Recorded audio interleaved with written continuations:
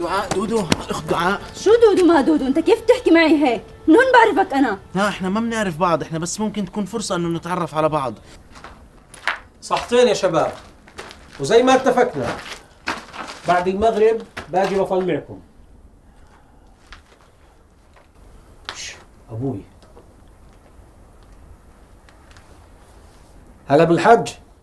بقول ما شفناك اليوم على الغدا يابا يا جهاد، وين بلادك؟ والله يابا هسه خلصت غدا بالورشة مع الشباب. طيب احمل حالك وتعال على الدار بسرعة. على راسي، امرك. شباب انا بعد اذنكم بدي اروح عند الوالد، اكيد بده ياني اروح معه على بيت الاجر. طبعا ضروري، حتى غيابك ما يلفت انتباه حدا.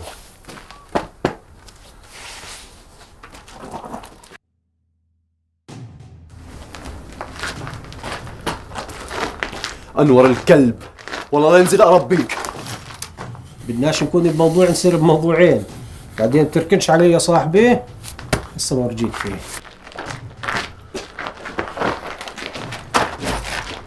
شوفي انا بعرف الوقت مش مناسب، لا راح اطلب رقمك ولا الانستغرام تبعتك، ولا حتى لو كتبت رقمك على ورقه وزتتيها على الارض بوعدك ما راح اطولها.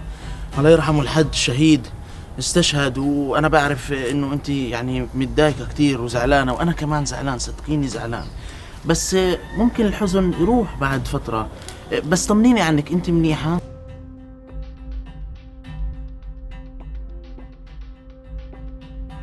انت واحد قليل ادب وبتستحيش على دمك، واذا مفكر اذا فيش حدا يردك بتكون غلطان.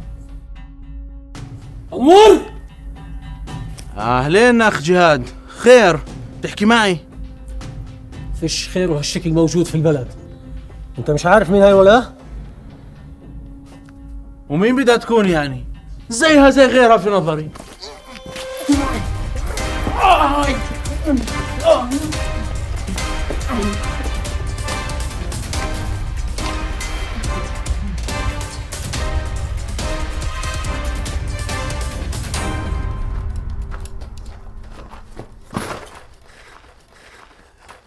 ومين هذا انور اللي عاملين له حساب؟ هذا انور اهمل واحد في بلدنا.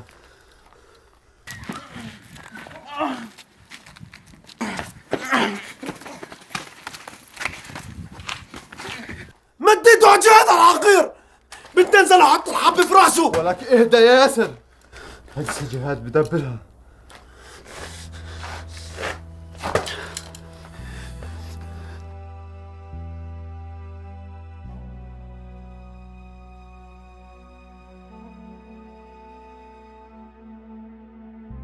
خلص يا جهاد مشان الله خلاص. يا اخي انت بس فهمني شو بدك مني؟ شو بتعنيك البنت؟ انت مش عارف انه هاي خطيبة بلال يا كلب؟ يا عمي شو بلال ما بلال؟ خلاص بلال راح، بلال اندفنس يا زلمه.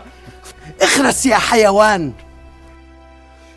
امي شو اللي قاعد بصير؟ كنت توقف بالسلبس قدام بلال. اما هو برضه برديكي يا خالتي، هالحلاوه هاي كلها اتعفن وهي بتستنى بلال يطلع من قبره. اي ولك تفو عليك. والله لا ربيك يا وسخ. بتتحامض مرة يا جهاد، انا بربيك.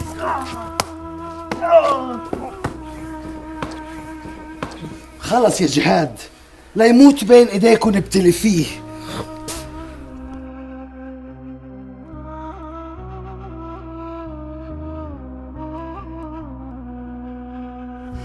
والله لا افرجيكم يا ولادين الكلب.